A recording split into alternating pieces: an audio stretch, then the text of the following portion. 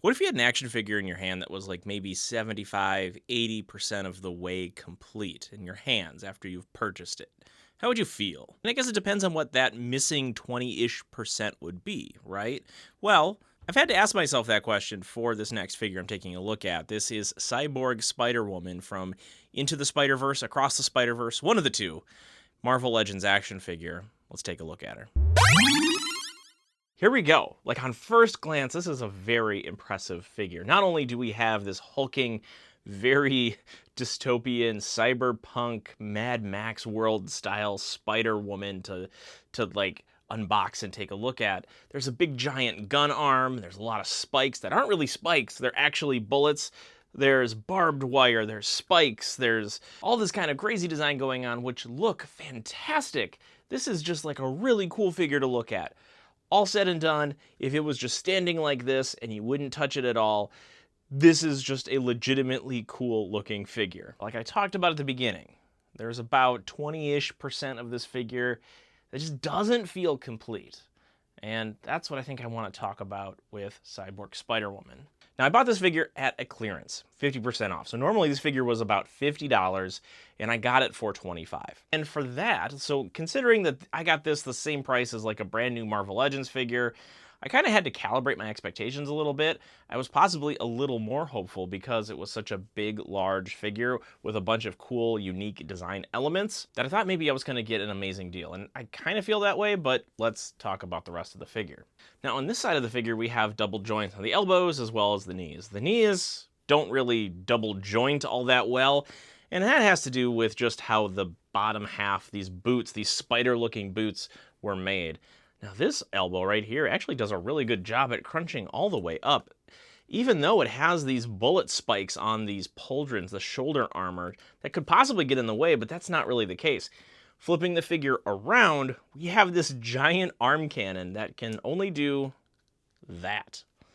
It can rotate, but there's no extra articulation here. All the shoulder can do is just point the big giant cannon straight ahead. I guess it also can kick out a tiny little bit. But I've liked to have seen something around this part or maybe even a little lower, have these foldable flexy things, be able to rotate the elbow out just a little bit. That way there would have been a little more dynamic range with this figure. And even if you do pose this with the arm all the way out, it adjusts the center of balance quite far forward with this figure because there's nothing to counter it, or at least lessen the blow of extending such a large hunk of plastic further from the figure. But looking at the elements on this weapon, this cannon, is phenomenal. And we look at the face sculpt on this. We have this gas mask, we have some cyborg implants.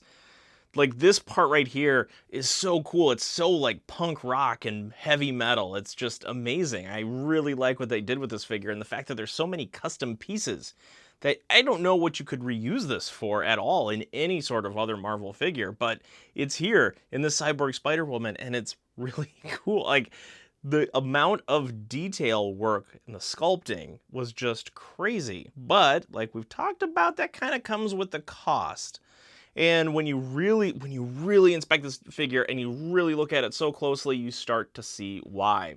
And I'm going to hold this figure up so close to the camera so you get to see that transition, because once we start to rotate, all of these barbed wire web lines all of a sudden fade away. And it's not just up here. It's also on this arm. We've got all this really cool, gnarly barbed wire webbing, and as we turn, it disappears. And same thing on the boots. We see it somewhat on the boots, and in fact, this is like you can only see it on this side of the boot, and as we turn it, it's like gone. I have no idea if that's intentional or not. I can assume it was, because they seem to have hidden where they didn't paint it in spots where you might not be possibly looking. Now, something like underneath the shoulder armor that wouldn't have gotten paint, fine, right?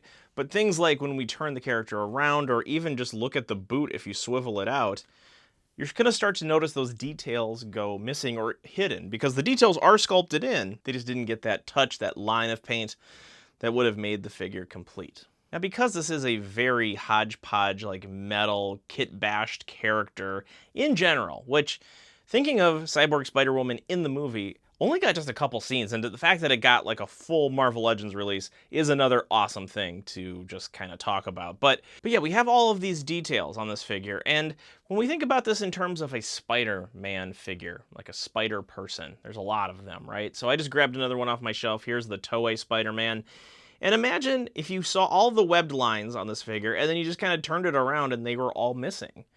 Might feel a little weird, and it feels a little weird here too, except we have all of this stuff distracting our eye so that it's not as noticeable until you get it really close and wonder, hey, what the heck? When I talk about this figure being, 75, 80% complete, that's what I'm kind of talking about. Like, it feels so near the finish line that visually, first glance, you just kind of like run it across the screen or just glance at it standing on top of a shelf. It looks fantastic. It's visually interesting. Your eye will be drawn to it, but the more it stays there, the more it feels like details went missing. And this was probably a pretty expensive figure to mold and make and do all that stuff, because I don't know what other kind of parts you can reuse for something like this. Maybe there is, but this just feels very customized. And for that reason, I think it's a really cool figure. It's just that I wish there would have been just a little more done to it. Just another, again, about 20% would have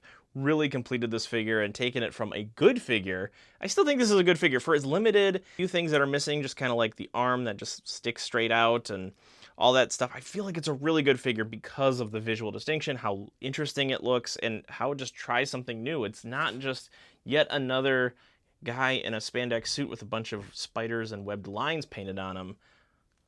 Put these two next to each other, you can tell there's a family resemblance, but they couldn't be any more different. That's the tricky part about this figure, is like, I really want to just be like, this is an amazing figure from the really cool Spider-Verse movies, but ultimately there are some things that are missed, and the more you look at it, the more you realize that are getting missed. That's my take on this Cyborg Spider Woman, and a lot of people don't believe me this is Spider Woman. It is. It says on the box, so fight me about it in the comment section. I want you to weigh in on this figure, because it is so well done, but just some of the details that were missed really make it fall short of being fantastic and stand out. So let me know your thoughts in the comment section, and if you like our discussion on action figures, if you like it on blasters, pop culture, collectibles, all that kind of stuff, you got to hit the subscribe button. Stay tuned to the Ri-Fi channel, because I'm going to be talking more about stuff like this Cyborg Spider Woman and things like blasters and pop culture and collectibles. We've already covered that already. So just hit that subscribe button and you'll get more videos.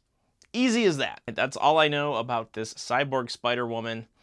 I think it's a great figure. I think it's just missing a few things that make it an amazing figure. Thanks for watching. We'll see you next time.